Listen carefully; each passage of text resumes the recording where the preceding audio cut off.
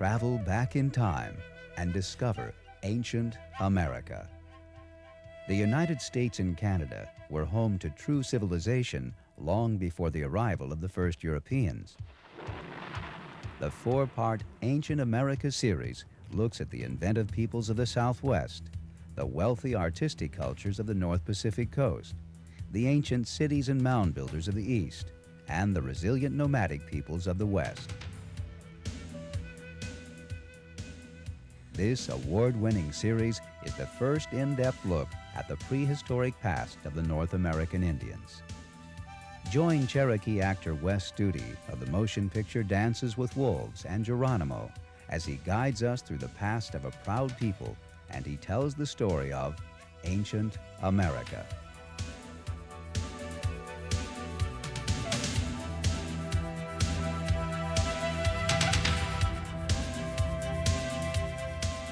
Look also for More Than Bows and Arrows, one of the most popular Indian documentaries ever made.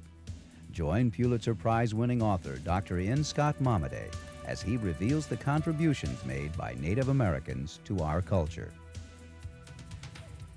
For more information or to order videos, call 1-800-726-3456.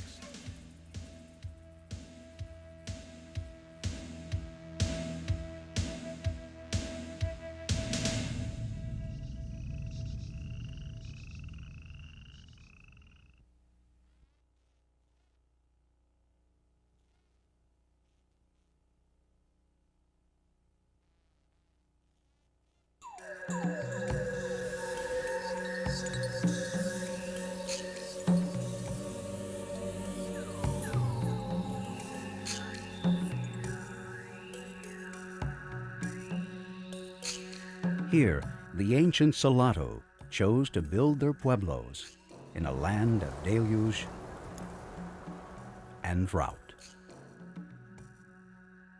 Every vista, even in this arid landscape, is shaped and defined by water. Deeply eroded mountain flanks bear the scars of countless battles with storm clouds. Canyons bite into mesas and snake through mountain highlands. It is the work of water.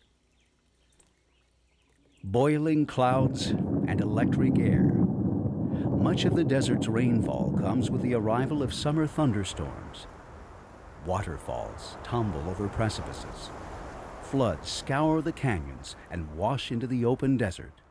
Storms rage into the night. Like phantoms, flash floods assault the landscape and then disappear, leaving only short-lived pools behind. Despite these violent interludes, water is a seldom seen visitor to the Tonto Basin. In this arid land, there is an oasis, the Salt River. From its origins in the forested highlands of the White Mountains, the salt cascades into this desert landscape. Escaping its confinement in the deep Salt River Canyon and emerging into the wide valley of the Tonto Basin.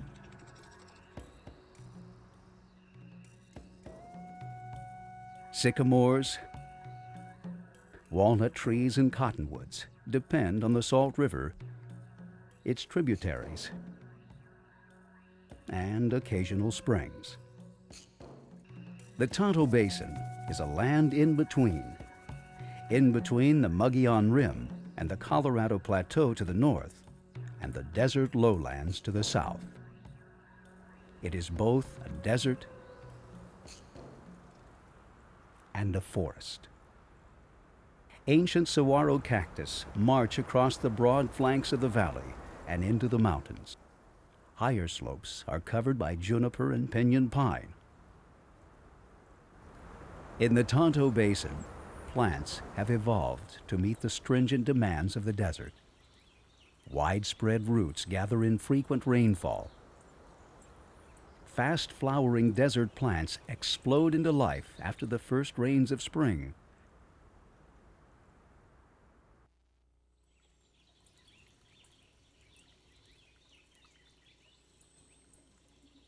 and others after the monsoon rains of summer.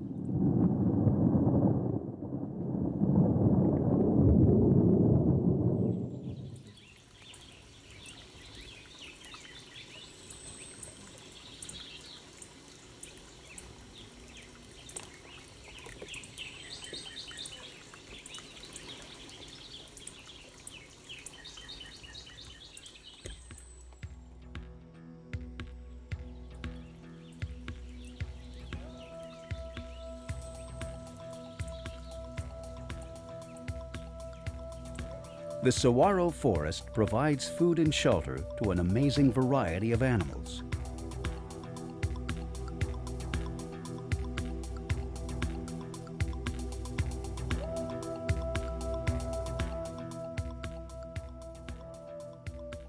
Elfowls claim saguaro cavities for nests. Cactus wrens are undaunted by the saguaro's sharp barbs.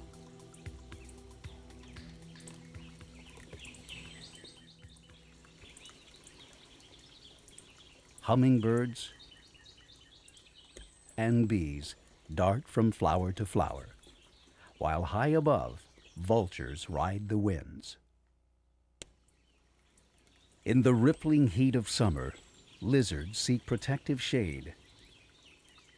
Other animals retreat into burrows and cavities, waiting for the shade of night. Scorpions emerge at sunset. Coyotes, owls, and snakes stalk the desert nights. The seldom seen Gila monster is the United States' only poisonous lizard.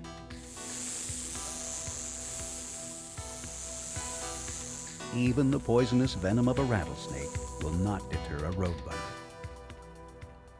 The desert is the natural environment for these specially adapted animals, but not for humans. Only through knowledge gained from generations of experience, gained from trial and error, only knowledge enabled humans to survive in this harsh environment. Sometime in the distant past, perhaps 7,000 years ago, the first nomadic hunters and gatherers entered the Tonto Basin. But it wasn't until 700 to 800 AD that people came to stay, the Hohokam. They were a farming people who came from the south, from the desert lowlands of southern Arizona. Back then, the Tonto Basin was a very different place.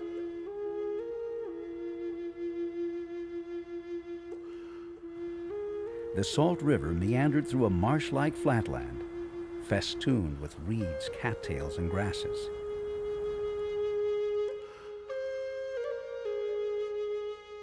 With mild winters and fertile soils, the Tonto Basin was an ideal place for the Hohokam colonists to settle. They brought with them an in-depth knowledge of agriculture and how to channel water to thirsty garden plots. It may be that contact with the neighboring Mogollon people and the Pueblo builders to the north brought in new ideas and changed the way the Hohokam lived. Or it may be that others moved into the region. This chapter of the past still reads like a mystery novel. Archaeologists are not quite sure just who these people were. By the year 1200, the people of this desert valley were working in stone, building small Pueblo villages. Their settlements and farmlands lined the Salt River in the Tonto Basin and followed its tributaries upstream. Traces of their intricate canal system were still visible in the early 1900s. The ancient builders were so closely linked to the Salt River, early archaeologists gave them the river's Spanish name, Salado. Their irrigated lands and gardens produce crops of amaranth, squash, beans, and most valued of all, corn. In many ways, the desert itself was a garden.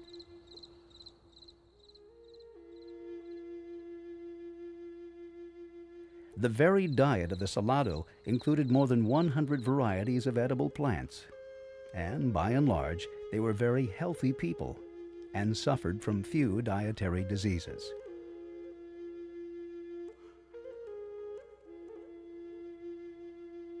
By midsummer, jojoba beans were edible. The bean-like pods of the mesquite tree were ground into a meal. Slowly baked in an underground pit, the agave was eaten like a giant artichoke. With the heat of summer, the fruit of the saguaro was ready for harvest and signaled a time for feasting and celebration. The tough, stringy fibers from yucca leaves were woven into both sleeping mats and fine baskets, braided into ropes and nets, and made into sandals. The Salado were also hunters. Brightly painted arrows targeted deer and small game. The Tonto Basin has always been a junction, a place where the mountains met the desert and where ancient cultures met as well. It may even be that the Salado were not so much a separate people, but more of a joining of different cultures and ideas. If nothing else, it was distinctive pottery that identified the Salado. From simple pottery, fired to a mottled red-brown, the Salado became skilled artisans. Their pottery evolved over the years and reached its height with the multicolored, complex geometric designs of the Gila and Tonto polychrome styles. In fact, Salado-style pottery became the most widely traded and popular pottery in all of ancient Arizona. Skilled Salado workmanship extended to textiles.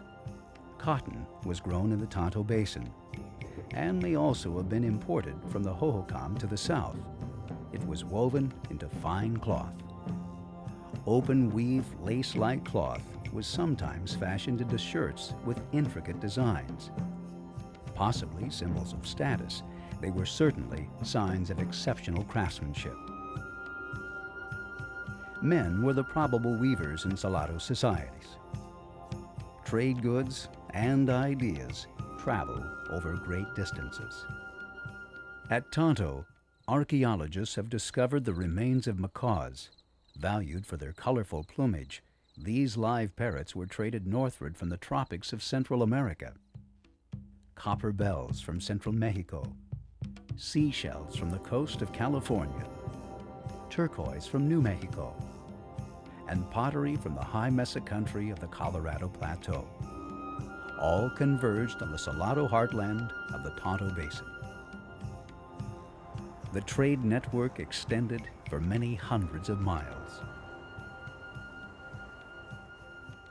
Undoubtedly, the Salado were influenced by the Puebloans, the architects and builders of the apartment houses of Chaco Canyon,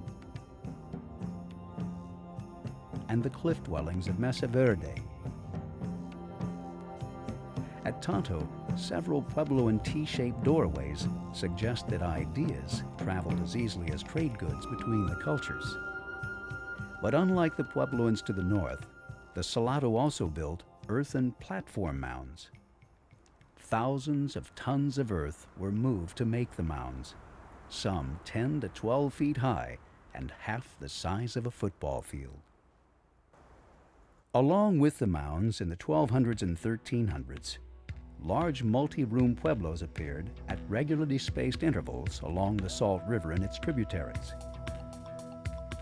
Irrigation canals brought water to this thirsty land. But why build in the cliffs? Despite the great distances from fields and other villages in the valley below, Tonto's lower cliff dwelling was a desirable place to live.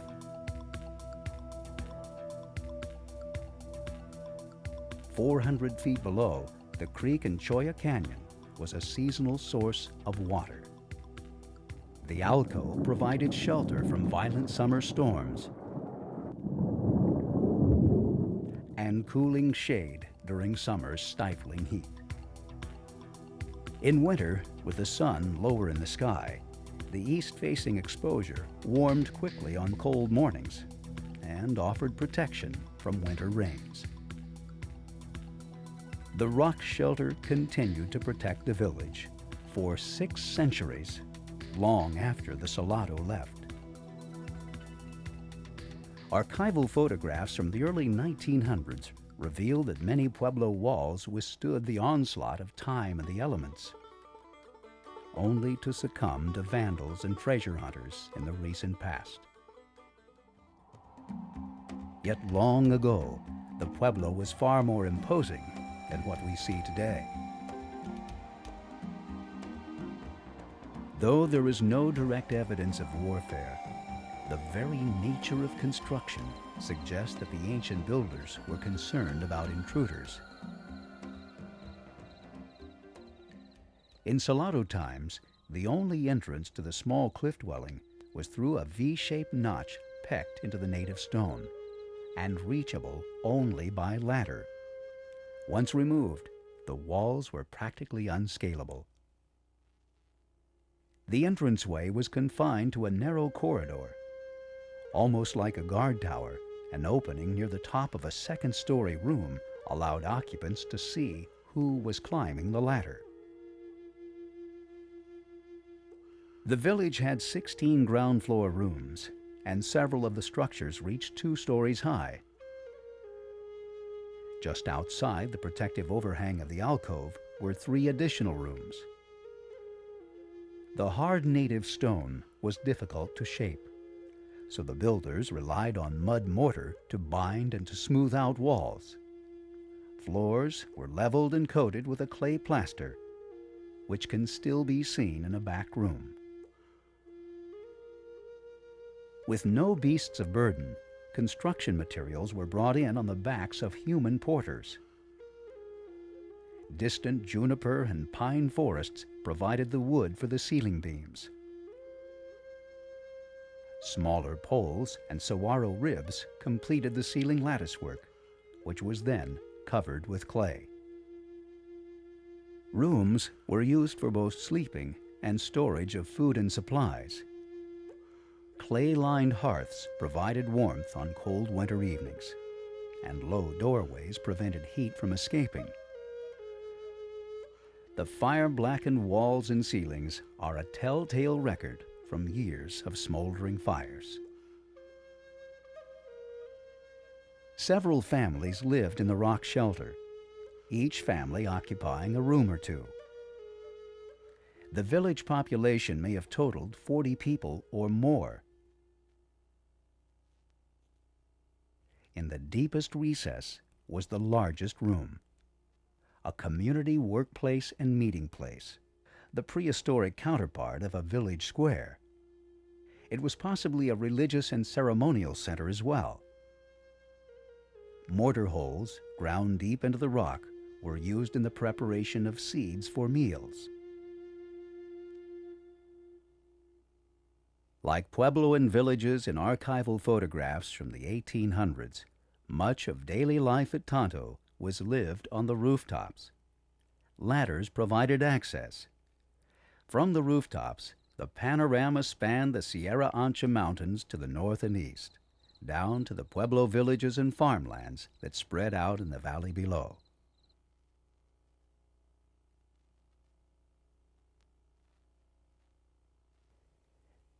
In the 1300s, the Salado were rapidly expanding, but the confining walls of the lower cliff dwelling would accept no more residents. Like suburbs of today, the annex was built to accommodate the overflow population. Though just to the north of the alcove, the 12 rooms of the annex huddled under a shallow ledge, which afforded little protection from the elements. Today, only crumbling low walls and foundations trace the remains of the annex.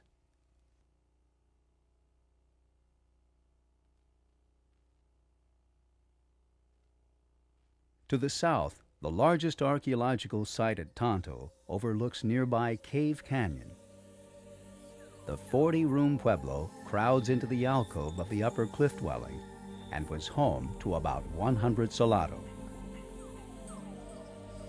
The village nestled in a cliff face, perched over 600 feet above Cave Canyon and 1,500 feet above the Salt River. But the upper cliff dwelling did have one real advantage. Just below the entrance, a spring provided one of the few reliable sources of water on the normally parched hillsides.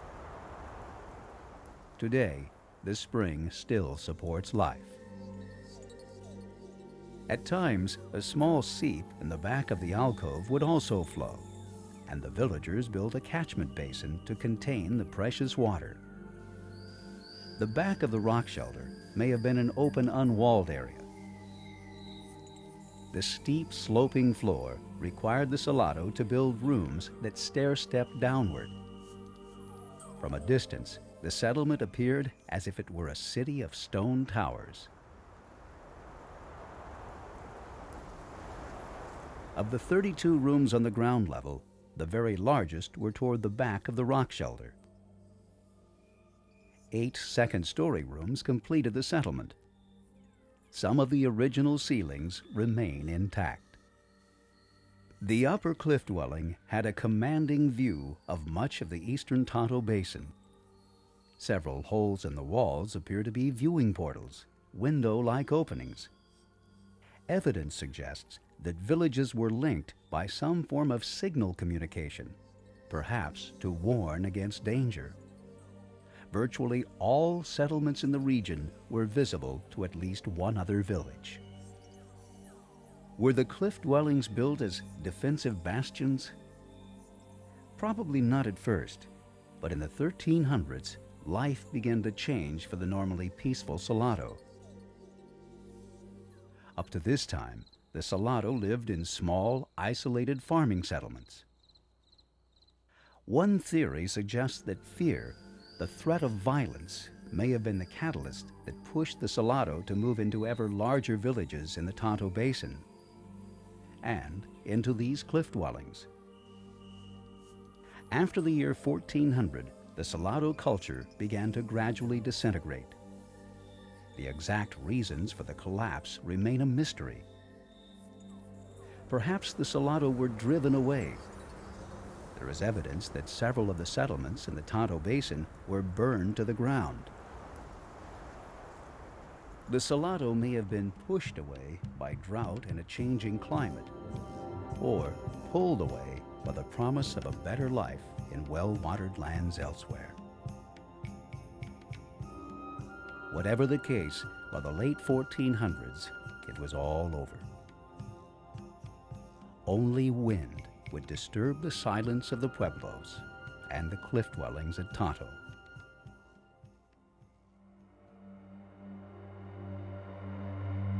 Nomadic hunters from the north descended into the Tonto Basin in the 1500s, the Apache.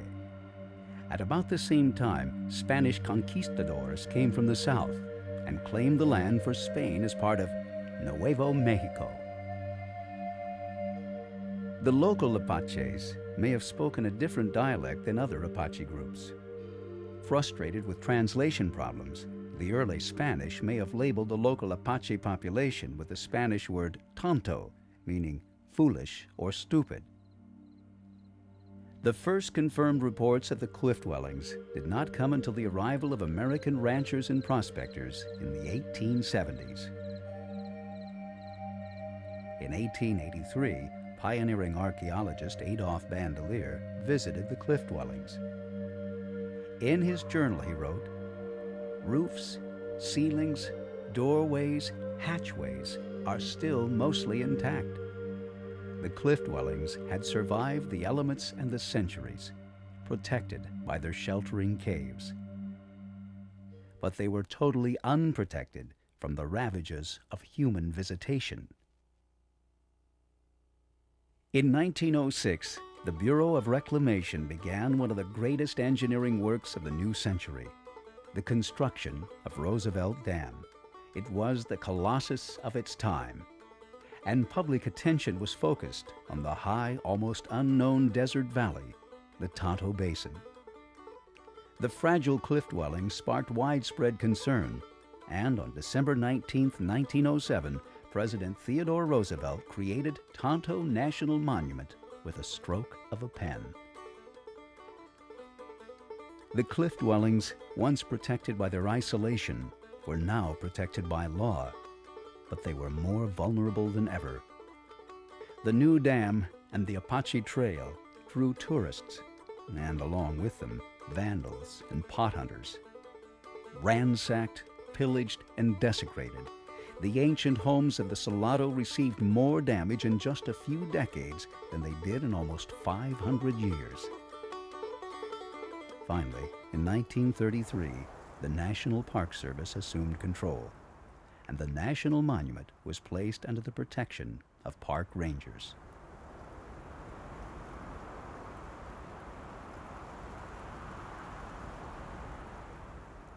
The past is irreplaceable. The preservation of Tonto's past is partly the responsibility of each and every visitor. Please do not disturb any artifacts. The walls still bear the fingerprints of the ancient plasterers and are fragile. Avoid touching walls and wood beams. They are among the last tangible links with the ancient Salado. Please also take time and imagine what it was like here over 600 years ago. Imagine the sounds of a busy village. Imagine a far different time, but the same place. There is an unseen past here, a mystery of time and place. Long before the arrival of the first European and American explorers, the Salado made the desert bloom. Tonto National Monument is a window to the past, a rare glimpse into the homes and the lives of the ancient Salado.